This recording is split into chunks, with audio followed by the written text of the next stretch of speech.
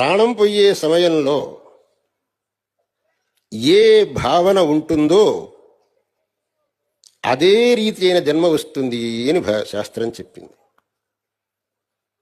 ఆ చివరి కాలంలో ప్రాణం పోయే సమయంలో మనం భగవంతుణ్ణి స్మరిస్తూ భగవన్నామం చెప్తూనే ప్రాణం విడిచాము అని అంటే మనకు ఆ భగవంతుడి యొక్క సాయుధ్యం లభిస్తుంది. అది విడిచిపెట్టి ఆ ప్రాణం పోయే సమయంలో నా డబ్బులు అనుకుంటూ ప్రాణం విడిచిపోయామంటే ఆ ధన పిశాచి పుడతా ఉన్నారు. నా డబ్బు అనుకుంటూ మీరు ప్రాణం విడిచారంటే ధన పిశాచి పుడతారు. కాబట్టి ఆ సమయంలో నారాయణ నారాయణ నారాయణ అంటూ ప్రాణం విడిచారంటే భగవత్ సాహిత్యం లభిస్తుంది.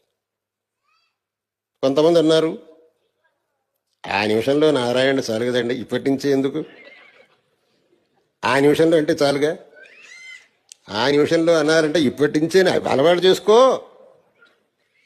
ఇప్పటి నుంచే అని అలవాటు చేసుకుంటే ఆ సమయంలో ఆ నారాయణ శబ్దం నీ నోటి నుంచి వస్తుంది. కానీ ఇప్పుడు మటుకు డబ్బులు అని కూడా అప్పుడు డబ్బులు అనేది వస్తుంది, నారాయణ అనేది రాదు.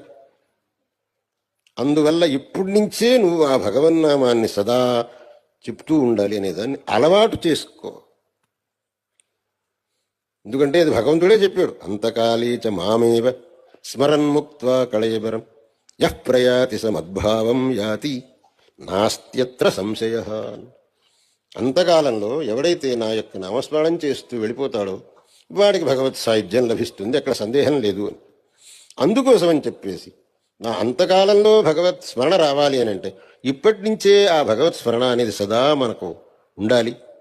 దాన్నే భీష్మ పితామహుడు అన్నిటికంటే ఉత్తమమైన ధర్మం అని ధర్మరాజుకు సెలవిచ్చాడు. అది మన అందరికీ భీష్మ పితామహులు చేసిన ఉపదేశంగా భావించి దాన్ని మనం అందరం సదా ఆచరణలో పెట్టుకొని మన జీవితాన్ని సార్థకం చేసుకోవాలి.